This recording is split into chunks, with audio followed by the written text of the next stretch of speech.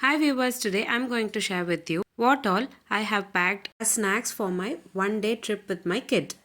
Salted popcorn, homemade adirasam, stick-shaped snack, kuchi chips, some dry fruits like walnut, dry grapes, almonds, pistachios, and some groundnuts.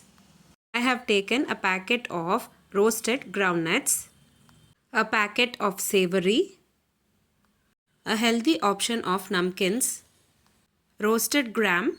I have also purchased few candies from online from Mr. Merchant, Tasteezer Mango, Minto Magic, and also taken some sweets which is occasionally okay to have. Kai murukku, which is also called butter murukku. Also packed few butter biscuits. If you like this video, please give a like and share to your friends. Also, don't forget to subscribe to my channel to get to know many interesting recipes. I have prepared many interesting recipes in this channel. I will provide all the recipe links series wise in the description box below.